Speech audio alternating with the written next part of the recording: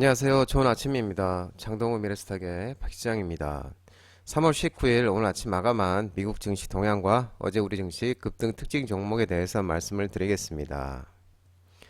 뉴욕 3대 주요 지수는 기술주들이 강세를 보이면서 상승 마감했습니다. 다우는 0.20% 상승 마감, 다우는 0.20% 방금 말씀드린 상승 마감, 나스닥은 0.82% 상승 마감, S&P 500은 0.63% 상승 마감하였습니다. 이번 주 연방 공개시장위원회 FMC 정례회를 앞두고 엔비디아와 알파벳 등 기술주들이 강세를 보이면서 반등하는 모습이었습니다. FMC 회의가 미국 시간으로 이제 19일, 20일 이렇게 열리기 시작하겠습니다. 결과는 이제 우리나라 시간으로 목요일 한 3시 정도에 발표가 나올 것 같고요. 예, 이번 주 S&P FMC 정례를 앞두고 S&P 500 지수와 나스닥 지수는 이제 4거래일 만에 반등을 했는데요. 시장은 이날부터 시작되는 엔비디아 인공지능 AI 개발자 컨퍼런스 GTC와 19일과 20일 날 예정된 연준의 FMC 회의를 정례회의를 주시를 했습니다. 엔비디아는 GTC 회의를 앞두고 4거래일 만에 반등을 했는데요. 회사는 지난 6거래일 중에서 5거래일간 하락하는 등 조정 압력을 받아왔습니다. 연초 이후에 AI 열기를 되살리며 증시 랠리를 주도해 왔다는 점에서 엔비디아의 주가 조정은 시장 전체에 대한 조정 우려를 부추겼습니다. 이날 오후에 4시에 장 마감과 함께 엔비디아의 젠슨 황 최고 경영자 CEO의 기조연설을 시작으로 GTC가 시작됐는데요. 이번 회의는 코로나19 이후 5년 만에 가지는 대면 행사로 작년보다 2배가 넘는 역대 최대 규모가 될 전망입니다. 엔비디아의 주가는 이번 회의에 대한 기대감 등으로 이날 장중 5% 이상 올랐으나 마감 시점에서는 0.7% 수준으로 마감을 했습니다. 다만 이제 HSBC에 이어서 트루이스트가 엔비디아에 대한 목표가를 줄줄이 인상하는 등 이번 회의에 대한 기대감은 상당히 높아졌습니다. 알파벳의 주가는 구글이 애플과 차세대 아이폰에 구글의 AI 챗봇 제미나이를 구축하는 방안을 논의한다는 소식에 4% 이상 올랐고요. 애플도 6.6% 상승했습니다. 시장은 이번 주 나오는 3월 FMC 회의 결과도 주시하고 있습니다. 이번 회의에서 연준은 금리를 동결할 것으로 예상되지만 최근 들어서 인플레이션 압력이 커지면서 연준이 금리 인하에 서두르지 않을 수 있다는 우려도 커지고 있는 모습입니다. 첫 금리 인하로 예상됐던 6월의 금리 인하 가능성이 최근 50%대로 떨어져 있는 모습입니다. 전문가들은 연준이 이번 회의에서 끈질긴 인플레이션으로 인해 금리 인하의 속도를 조절할 것이라는 신호를 줄지 주목하고 있는 모습입니다. 기술주는 마이크로소프트는 0.22% 상승, 엔비디아 0.70%, 애플 0.64%, 알파벳 4.60%, 아마존은 0.03%, 메타 2.66%, 넷플릭스 2.06% 상승 마감했습니다. 반도체 필라델피아 반도체 지수는 0.01% 하락 마감했습니다. AMD는 또 0.21% 하락하는 모습이었습니다.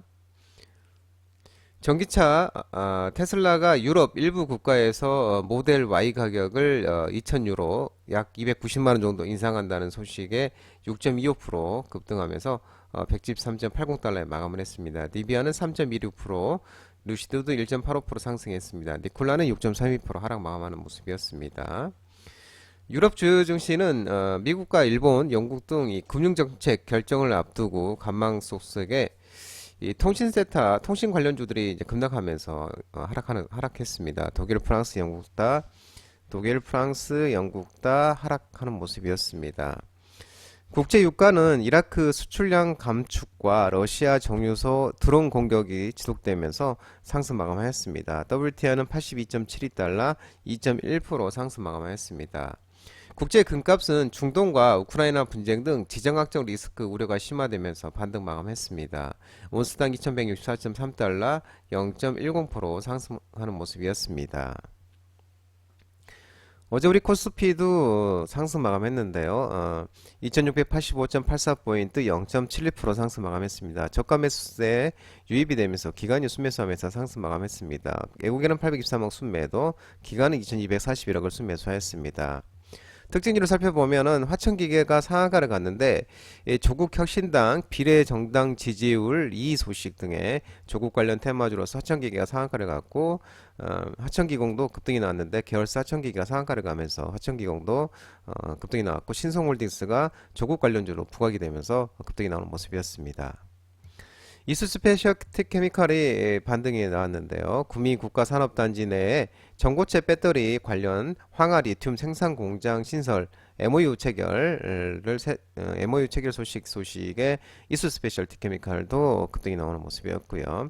일진전기가 신고가를 달리고 있는데 글로벌 AI 확대에 따른 이 전력 수요 증대 수요 기대감과 구리 가격이 작년 4월 이후 최고치를 기록했다는 소식에 전력설비 전선 관련주로서 일진전기가 급등하는 모습이었습니다.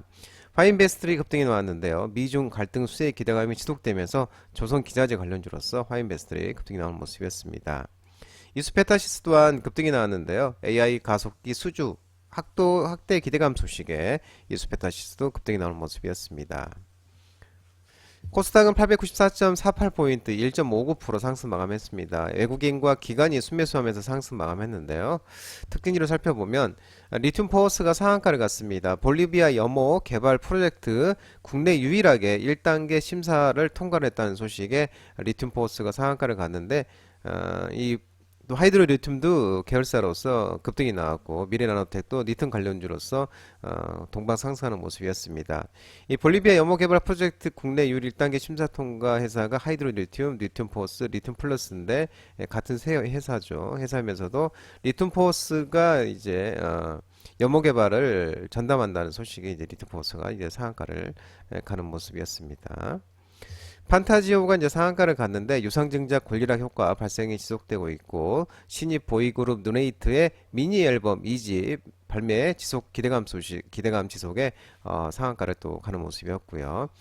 툴젠이 상한가를 갔는데 한독과 제넥신과 차세대 항암 세포 치료제 개발 협력 기대감이 지속되면서 상한가를 갔습니다. 툴젠은 또 유전자 가해 관련주이기도 합니다.